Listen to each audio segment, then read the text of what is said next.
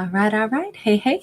All right, guys, we're going to do possibly a slightly shorter message right now, but I do want to look at a little love message and just ask the question, um, what do they think about? What do they remember?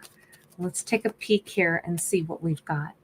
The star, they remember definitely a really bright spot in their memory. They remember, and they may have put somebody up on a pedestal. This is Aquarius energy. They might remember a specific night very, very clearly. This might be a bright spot in their life. They definitely remember being in love. They remember what it felt like in the honeymoon phase of things. This specifically is Cupid or Eros. Obviously, Cupid in mythology is, you know, the one with the arrow. Cupid, draw back your bow. They remember falling in love and being fallen in love with. So they definitely remember how very special and how very unique this love story was.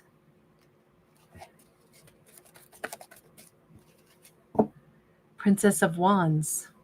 They remember the beginning of a relationship. They remember the excitement of it. They remember the mystery of it. They remember, I don't know, they probably remember every detail about what somebody wore, specifically maybe this feminine. Hi, everybody. So great to see you all.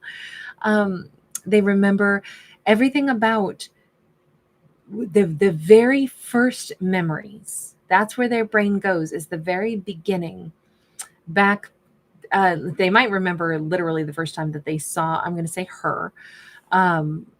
Maybe they saw her from a bit of a distance. They saw her profile. They distinctly remember what she looked like, the way she came across. And this is so in the Egyptian pantheon of gods, this is Isis, and Isis and Osiris were that married duo, right? Kind of like the kind of like Zeus and Hera, in the Greek pantheon.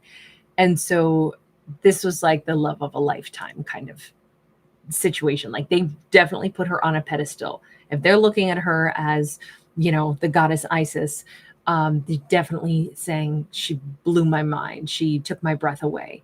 That's definitely there. So they did see her as a star. They saw her as more stunning than what they could have guessed. They felt very hard for her. And the Hierophant, they also remember something about them changed. They either felt like they matured, they grew up, they fell in love, they thought about marriage. There was definitely this wasn't just somebody who was like, wow, she's so attractive, I'm so turned on. This is like, oh no, she was goddess status. She was the star in the night sky. She was somebody that I wanted to marry. She is somebody that I realized very quickly was very, very serious material for me. And there was a spiritual component too. Even if this person wasn't typically spiritual, they ended up feeling a very spiritual bond to her. Nikki, oh, I'm so happy to hear that. Thank you so much for letting me know, Nikki. Sending you and your daughter and your whole family so much celebration. Oh my God, that's incredible. So glad that she's home. That's incredible. Thank you. All right, let me jump back in. Sorry, that just made me so happy. Okay, so they remember all of these beautiful, beautiful, beautiful moments. And then they remember angry. We've got the Queen of Swords in the reverse. They remember either a lost trust, they remember a fight, they remember anger, they remember, let's just ask, why do you feel anger, or why do you remember anger? Ace of Pentacles. Hang on. For all I know, this isn't the same person that they're thinking about. Six of Pentacles, Six of Swords. It isn't. Okay, so them falling this hard for her, two things happened at once. They fell head over heels for somebody, madly in love. She's amazing. She's the person I would marry. And then we have a Queen of Swords as this juxtaposition who's like really pissed. What do you mean you're going to go have a new beginning? And I think more than anything, he was like, I'm going to run for the hills and go give to this person that I want to. I feel so spiritual. When I think about the person that I've fallen in love for, I know how important this person is to me. And I can now see that I really want to leave behind an angrier energy. Now, this could have been a disapproving mother figure. This could have been an ex. This could have been almost anything. Somebody who clearly, though, still must have factored in heavily in their life, because against the backdrop of, I remember how it felt when I fell in love with this goddess. That, and look, I'm going to keep calling her the goddess because that's how they describe her in their memory. The goddess that I want to marry. I met her and I knew she was the one for me. I knew that. And as soon as I get all of this like kind of huge spiritual awakening and I know I'm going to marry her, maybe I made the mistake of telling somebody that. And this Queen of Swords instantly was like big pissed. Big pissed. We'll ask who that person was in just a second. But it made this individual, and I'm going to say him, because we saw, a masculine, going through this enlightenment. We see him sitting here again saying, yes, I'm going to give to her. I'm sure about her. She's my new beginning. Yes. Queen of Swords, I'm in love. I'm going to go and I'm going to be with her. And he was really making plans. I am definitely, especially leaving to get away from the Queen of Swords. And I'm going toward the goddess that I'm in love with. Who's the Queen of Swords? Queen of Swords says, oh, hell no, you're not. I'm a soulmate. You're my family. Is this an ex who was latched on? And it's like, I don't care if we're not together. You can't go marry somebody. You don't get to move on. Three of Cups. Yes, this is somebody who is like, I may be the third party, but I don't care. I'm the third party that had you first and you're not going anywhere. You fine, have somebody as your side piece, but you're not leaving me to go get with somebody else.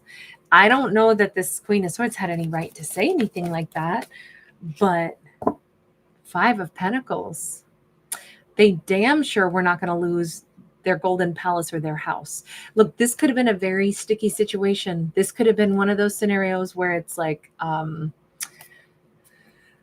yeah, we're separated or we're still together for tax purposes, but date whoever you want. But now this is like, oh, wait a minute. I said you could go have third parties, but our finances, the Golden Palace, is where I continue to live and you keep funding it. Or we made the agreement that we can, whatever, have relationships with other people. I don't want your body. You don't want mine, but I damn sure want the castle. So I keep the castle. You go do whatever you want. This could have been a very like, not exactly a relationship, right? But it was still like some kind of a bond here, a bond enough for this person to call in their status as, I own this connection. I own this relationship. You don't go anywhere. So yikes, because on one hand we could say, well, they're trying to change the terms of whatever these two had agreed upon by saying, hey, I am actually going to move on because I met somebody I want to marry. No wonder she'd be pissed. That's not what their agreement was. On the other hand, nobody owns another person. But he did say, I'm leaving. Okay, so what happened? Because in his memory, man, he remembers all this plain and clear. In your memory, what happened next? Queen of Pentacles sideways. So now what am I going to do? I'm between two different situations. I want to go be with the person that I want to give to, but guess what? I also have to keep giving to this other person. And this is now about money. How do I give to one goddess, one queen who wants to give to me while still knowing that I have to keep giving to some other, in this case, Queen of Swords, who could maybe make life very miserable for me if I don't continue. So now he remembers the feeling of being stuck between a rock and a hard place. I mean, I'm feeling like everything is clenching, like that stress and tension on this, like that it comes across. We have him very, very, very stressed out. We have the Hanged Man. Now he goes into procrastination mode. I don't know what to do. I'm stuck and I don't know what to do. Okay, so let's skip ahead and say, so where are you today, character? Because I just wondered how they see something from the past. I didn't expect to see the entirety of a storyline. I kind of thought this was going to be a little lighter and fluffier, but hey, it's a Kate story. Are they ever light and fluffy? No, especially here on this channel. I feel like this is where we tend to do like everything turns into 45 minutes to an hour. I don't mean to, but it always seems to happen. We get very detailed in these little novellas. So where is he today? The Fool. Okay, so something's different. So you're at a place where you could take a leap of faith. So hang on. Are you free then? Are you single, footloose, and fancy free? Queen of Pentacles in the reverse. Yes, he is. He's no longer, straddling the two different situations and not knowing what to do, particularly when it comes to money. So he's free. He could have had a child with that previous person, and the child is grown up, and it's like, my baby's 18. I'm no longer, beholden to providing the castle for, my ex and my child. My child is grown now. So he is free at this point. But he faces a whole new set of conflict with that Seven of Wands. Seven of Wands is the other obstacles in his way. He can take a leap of faith, but he sees an obstacle. The obstacle here is obviously, remember back when he was stuck between, well, let's go back to the Queen of Pentacles that came out sideways. He was stuck between the lover he wanted to marry and a person of the past who said, you're not going anywhere. And he said, I don't know what to do. I'm stuck. Oh my God, I'm so stuck. Things have wrapped up, but the new situation, he's free of the money obligation from what we can tell, right? He's free to go anywhere, except the new blockage that he's contemplating is, I ended up having horrendous fights with both of them, right? We have two different feminines here. We have two lightning strikes. I would still have to, even though I'm free technically, I would still have to face fighting problems with two different people. And he's, this is like that face palm, like, oh my God, how do I get to have success? Well, first off, what success do you want to have? Let's ask that. What success do you want to have? And he says, with the Two of Swords, you notice how we literally have this feminine standing here, blindfolded, blocking everything. And she's got the entire, like, New York City, a horse police here. It's literally, they're wearing police jackets. And even here, there's that card of marriage again. What outcome would he really want? And it's like, I still want the person that I wanted to marry. Okay. But there's a blockage here also where we can't see somebody's face. And there's a big old blockage here. He may think that he has damaged stuff so badly with this person that he actually wanted to marry. Well, yeah, probably, because look at all of the procrastination. Look at your inability to make any decision because you said you made a decision and then basically you got pulled off track by somebody who said, oh, the hell, you're going anywhere. No, you're not. So, and then he just kind of sat and said, I don't know what to do. So I guess I'll sacrifice my happiness with that Hanged Man. So now that he's free of other obligations monetarily, what he would want is still that person that he wanted to marry. What do you want as far as like with that Two of Swords? There's that Queen of Swords upright. So he's still dealing with the exact same two individuals, right? The Queen of Swords and the person he wanted to marry. We still see that. And we still see him saying, I kind of want to protect. Maybe that Two of Swords should be looked at as like, I don't want the Queen of Swords to know. I'm on good terms with the Queen of Swords because, hey, here's the thing. He didn't not make a decision. Doing nothing sometimes is making a decision. If somebody said, you don't get to go anywhere, you're staying right here, you can have your flings on the side, but you're going absolutely nowhere because this house you continue to pay for, we had a child together, whatever it was.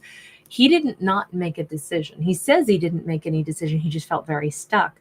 But actually he did. He chose to stay in that relationship with the Queen of Swords. So I'm not going to I don't think I can let that be said like he just didn't know what to do and make it seem like he was just like frozen in place, because he wasn't. His lack of action to go toward the person he said he was going to marry, that means you didn't pick her. You picked your Queen of Swords in the reverse. Even if we could say, yeah, but he had an obligation. Yes, but I'm still going to say, but you made a choice. Don't pretend like you didn't make a choice. Now that choice which was to become passive, right? To do nothing. He didn't stand up for what he wanted. He didn't advocate for himself. He didn't find a solution. He said, I'm so stuck. I guess I have to stay here.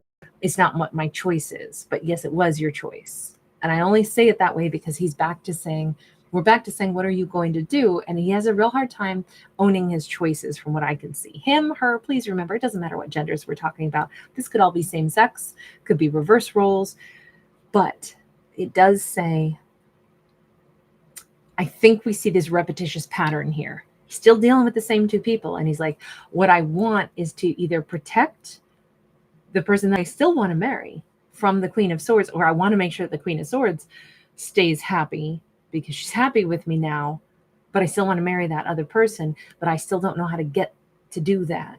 So again, we're right back to this unable to decide character I think that's what it is. So sad, so lost. Again, I martyr myself. I am really not very sensitive to this character because I feel like they make their own problems. I'm looking at this and I'm saying, you keep taking an easy way out and then boo-hooing about it. With that Five of Cups, I'm so sad. Here they are again at the big old castle. Five of Cups this time. Before, the Five of Pentacles is what made them stay. They're always like, change is the one thing they can't do. 5 is a number of change. Every time we get a number that required them to change, they basically choke. They just clam up. They're not going to do it. They're going to be sad. They're going to claim that it's, they had to martyr themselves. This isn't what I wanted, but I didn't know what to do. They keep doing stuff like that, but I don't see them actually able to make change. You stand here with this map saying, I don't know where to go. But you do know where to go. You do know what to do. You have always known who you wanted to marry, but you have always still instead kowtowed to somebody else. So I think that the problem is more with them not being able to stand up for themselves. This doesn't make them weak or cowardly. It's more like something that they haven't identified, maybe is the way I would perhaps say it. They just haven't been able to figure that bit out. We have the Empress upright. They want to be with the person that they want to marry, but then you would have to be an emperor. This person that you're so dazzled by, the person you were so in love with, the person that you wanted to marry, yet you didn't do anything to get with her. She's your Empress. Then, baby, look in the mirror and ask who you are. You don't get to just pine for somebody and feel sad. You need to look at who do you need to be to match with that person. Otherwise, unless they just want to tell themselves she's out of my league. And maybe they're never going to take action. Maybe that's what is the core of this. Got this Nine of Cups. He keeps saying, I think she's so happy. I think she's so amazing, and all of her wishes and hopes and dreams come true. And I'm over here and I still don't have what I wanted, which was to be with her. But remember, I had to sacrifice my happiness. And I'm sorry, I'm not going to let that be the story. He's got to take responsibility for his own choices in life. And he keeps weaseling out of that. And then, like all this sadness. But all I see on the sadness is then change.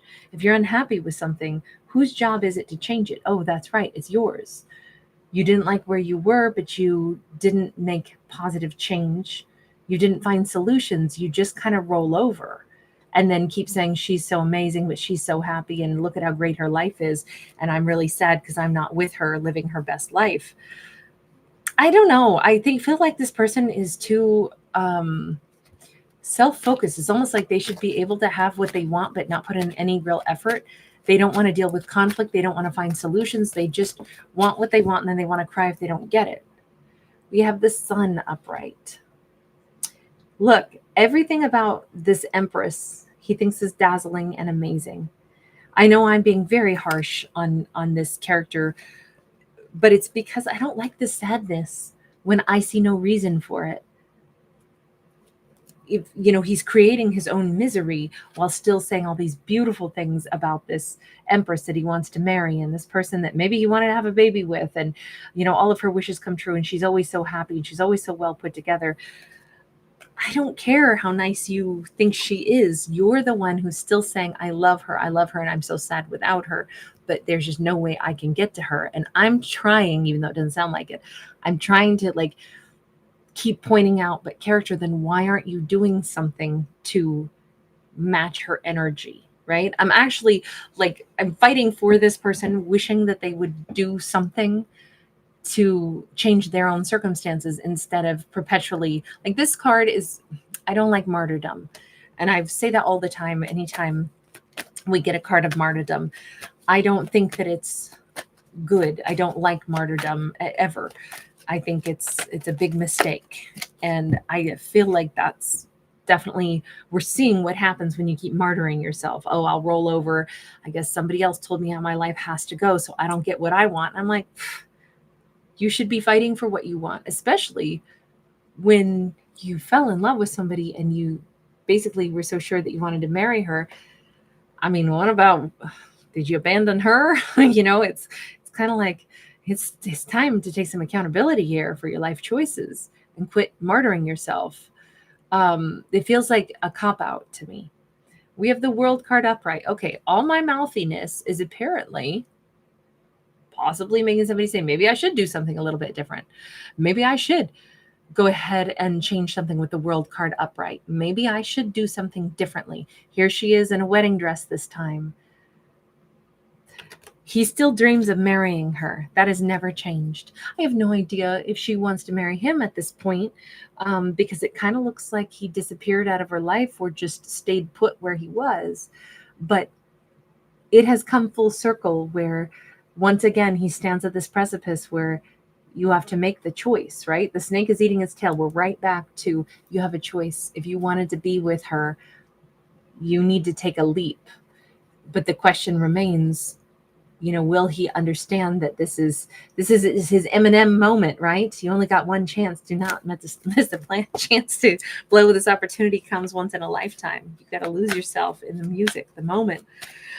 This feels like it actually comes around twice in a lifetime for him. I don't know how he's so lucky that right now he could maybe get another shot with that Empress, but it says he may actually discover, if he does move toward the Empress, that he would have to win her heart from somebody else. There could be another contestant in her world. All this time, he's been the person who has like a choice kind of between two. I mean, I know he didn't see it that way. He saw himself as not having a choice, but in fact, he always has had a choice. And at this point, he has yet another same opportunity. Do you want to be with the person that you said you wanted to marry? Then you probably need to go and pursue her and try to offer marriage to her. But just know she may have somebody else that you may have to contend with. Okay, so let's change decks one last time and just say, at this point in time, is our character going to, what are you going to do? We've talked about what was, we've talked about kind of where things are at now, but what action are you actually going to wind up taking? Hermit and Four of Swords. They may choose to do nothing but go and kind of like say, I need to heal and stay in their own energy for a while. Think about transforming some things with that Death card, or they may choose to roll over once again and say, I'm sure it's too late for me and her. I don't know yet. We've got the Temperance. They are trying to find peace. And that's great, because all this time I keep being so frustrated for this character, because I'm like, why do you roll over every time? Why don't you advocate for any of the things that you want? Why stay stuck? Why keep insisting that there's nothing you can do to, like, he could have negotiated some kind of exit, even if that Queen of Swords was mad. Why do you keep letting yourself be owned instead of owning your own choices? Like, that's the thing that I'm like, I'm rooting for this character to find that, their identity, I suppose. But maybe this is perfect for them to like sit with their own energy and maybe focus on what they need to heal inside themselves, and then make a transformation, and then get to that place of peace, and then ask themselves again, what am I going to actually do? It still looks like they're doing nothing at first other than withdrawing into themselves. If it is to gain strength, to gain empowerment, then that's, terrific, because it does take strength to do the things that we really want in our own life. But we have this Knight of Wands. And that really sucks, because if you gain enough strength to go back and be a knight, to pursue what you want, but still going to be scattered about it instead of confident, which is essentially maybe the way they've lived all this time, right? You know, they fell in love with her, but they actually had a second situation cooking the whole time. It just feels like, again, this person, instead of like picking a lane and going down it, it feels like they're getting their energy up, but only so then they can try to pursue something, but even they don't have a long-term plan just yet. How do you say you want to marry somebody when what you're doing is just trying to work up your energy to be able to be a Knight of Wands? I mean, maybe that just indicates how depleted they've been from all of this. Ace of Swords. Maybe that's the best they think they can do is, you know, I could come toward her. I could maybe explain I really wanted to be with you, and you know, I still don't have a lot to offer. I just barely got done with something else, you know, but there isn't any other person that I owe loyalty to at this point. I'm finally free and single. Would you consider dating me? You know, they may just still feel like it's very touch and go. Like they're not sure how much they've got to offer. Queen of Cups upright. It's like they want to check to see, does she love me? You know, would she want to be with me? They're done with the Queen of Swords. They seem to want to protect the person that they want to marry from even knowing about the Queen of Swords or vice versa too much. But then they kind of want to test the waters. I don't like the lack of commitment, especially when you keep saying, I want to marry her. Oh my gosh, I wanted to marry her. Oh, wow. I wonder if I could still marry her. And then you're so freaking wishy-washy. But all this time, they're like, she's so amazing. She's so great. She's so amazing. That's one thing that's been consistent. So I wonder if this person has a very self-defeating energy where he's always letting himself be like someone who doesn't make choices for himself because he doesn't stand up for himself enough, because he doesn't think enough of himself. I mean, he's put her on a pedestal, but he still isn't coming in with like a profound offer. He's still coming in to test the waters to see, would she want to be with me? All of this still feels so like he doesn't carpe diem. He doesn't grab, you know, the day, and he doesn't really advocate for himself. It seems like too much of a people pleaser maybe. And yet at the same time as, you know, he was a people pleaser when it came to the Queen of Swords. Now he's wondering if the person he wants to marry would still have feelings for him. He thinks she's amazing, but I keep feeling like it's a weird blend between like people pleaser, insecurity, wanting something, not being brave enough to take charge of one's own life, and simultaneously disrespecting this amazing, you know, empress all at once. So this is such a weird ball of energy to like have to, you know, pull all these threads out. And, you know, it is really confusing. With the moon here, it says sometimes it's very hard to understand. I wonder if that's maybe the core card. He doesn't really know himself well enough to say, I want this. He knows who he's dazzled by. He knows he wanted to marry somebody. But I think the conviction of saying, and I have the strength to say, I want to be with a person like this. You notice that we really haven't had a lot of cards to describe him, even though it's been his own story. We've had knights to describe him both times. We haven't had emperors. We haven't had kings. We haven't had court cards. We haven't really even had pages. We've had, you know, we've had a couple of major arcana, but that was more for like the process that he's going through. But when it comes to him, let's ask that question. Who do you see yourself as? The Hanged Man. Somebody who maybe could be Piscean energy, but maybe he looks at things from two different angles all the time and just is unable to make a decision. Or maybe he's always thinking like in a fantasy way where it's like, someday I'll get to have my happiness, and oh, I could picture what it would be and it would be so wonderful. But then he never actually makes it happen. And, you know, waiting for someday, I don't see that that's going to work out so good. You know, that is an interesting card, that he even sees himself as somebody who's always waiting, always waiting. Why? Do you know why you do that, character? Page of Wands. And we see this, you know, like Medic's kit. He may be saying point blank that it's because although there's things that I want in my life, I feel like there's so much that is broken in me. Can I ask a harsh question, though?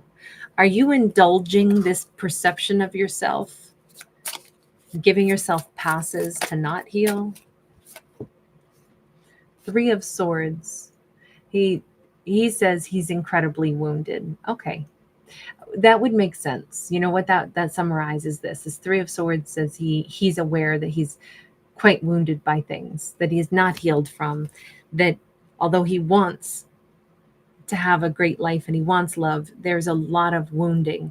Let me ask this: if you can identify that, then are you having support and help around you? Are you seeking out the help that you would need, character, to heal? We see this King of Pentacles. He's like, I thought a good relationship would help me to heal. I don't know though. To me, all of this hints that the problem for him getting that good relationship is that he hasn't healed yet. Like, this is the boundary to having this. And he's saying, I want this to then heal this. But is that, he wants to be in this stable, loving relationship, but that seems to be like, the chicken or the egg or the chicken, which needed to come first. I don't know what the right answer is, but it makes me have a lot more compassion for this character for sure, even though I'm still rooting for them, throughout this whole thing. Even if I sound frustrated with this character, it's mostly because I don't want them to get cheated out of things that they wanted in their life. I'm rooting for them. One last card here. King of Cups. They keep saying that they want so much to give so much love, and they want so much to be in this really meaningful connection and have this really stable, secure thing. They think love would heal them. So I guess the final question then is, so what will you actually do then? High Priestess. The High Priestess, again, with the huge moon behind her. This is a great storyline for this time because, tomorrow, well, at least tomorrow where I'm at, will be the 7th. And that is the day of the full moon, which is a full lunar eclipse. It's a blood moon. The blood moon occurs when we have that light from the moon is in the Earth's shadow, right? And so it changes the color tones because only the red wavelengths get through and the blue wavelengths are blocked. So I did a storytelling on the other channel that'll come out tomorrow. That's kind of like a choose one of 6 different messages for the blood moon. But I was calling them like the shadow messages just because this lunar eclipse is really going to focus on whatever is being revealed that's been in the shadow. And I would say this is a shadow blood moon message. I didn't intend it to be, but especially now that we're ending with the High Priestess and we have, of course, a full moon behind her. The moon's always associated with the High Priestess, but it just feels like he has really been maybe looking at some of the shadow side, or we certainly have seen it, right? As just observers in this story. But with the High Priestess, who's all about sensing the things that are hidden, feeling those inner emotions, that vibe is and this is between more than one person, right? This is somebody who's starting to perhaps tap into maybe his subconscious a little bit, and maybe that's happening right about now for him. Maybe he's going to start to understand what he's wanting, but then he keeps making it unattainable. Because I would say that's what he's doing. He said he wanted to marry this amazing empress, this person that dazzled him, this person that he's always been in love with. But then all of his actions have made it, or lack of action has made it so that he could never quite get to her. And I'm wondering if subconsciously it's because he knows he needs to heal first, but he's been trying to say, no, I want this relationship, and focusing on the relationship that he can't ever have becomes the thing that delays him really healing the thing that he needs to. I'm wondering if he's starting to understand that a little bit in that subconscious level, meaning that Empress is a really important flow in his life because she has become the happily ever after that he can't ever obtain, but he keeps moving the goalpost so he can't ever obtain it because in truth, he has to heal something first. Let me just ask, does the High Priestess, or excuse me, the Empress know anything about this? Ace of Cups. Page of Pentacles. She sits here in front of this full moon. I think that probably that Empress is possibly even projecting loving energy toward him. She may understand a great deal. This is almost like they're having a silent conversation with nothing more than vibration. This would normally be conversation, but with the moon, which is, all the hidden secrets and this feeling of love. I kind of feel like perhaps she's on the same wavelength with him and is like, you need to know that you're lovable if you're ever going to wind up coming toward me. Look, an Empress probably understands everything anyway, understands you weren't really done with an ex, you had obligations, that's where you were going to stay. It is what it is. But she is undoubtedly picking up on their vibe in this, and she is sending a message back to them, which is not one of rudeness or wrath or even like judgment or anything. She's actually just sending like kind of compassion and encouragement to like, hey, you really should love yourself, and know that you are lovable. Figure that bit out. Hopefully, it feels like if she sent any thoughts to them, it is actually very positive. I mean, that speaks very, very highly of her. I feel like that's pretty miraculous that he has such good vibes, being sent his way. So I'm going to leave this one here, and hopefully this character, gets things sifted through and starts to focus on what they need to. All right, you guys, really good to see you. I know, right, Danielle? I completely agree with you. Yes, this was very shadowy, very, very shadow message, which I haven't done a shadow message in a long time on this channel. So Ginger Montague, well said. Yes, well said. Moonbeam Wendy, thank you so much for being here, beauty. Danielle, I hear you. It's both the chicken and the egg. Victoria Rose Noir, hi, honey. GOSC10P, hey. Nice to see you all tonight, you guys. Thank you for hanging out with me. Voyager 2, hi. Paris Jade Humphrey, awesome to see you. RT, is Combsy in the house? Awesome, good to see you, love. Reaches Magic, wonderful to see you.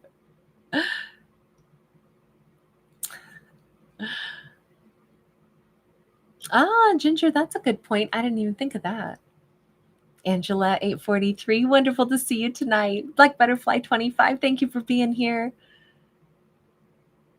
Empress Unicorn 111, thank you, beauty. Thank you so much for being here. We've had some digging in these stories lately for sure. AJ 826. What are we at? Only 37 minutes though. That's shorter than most of our nightly episodes, right?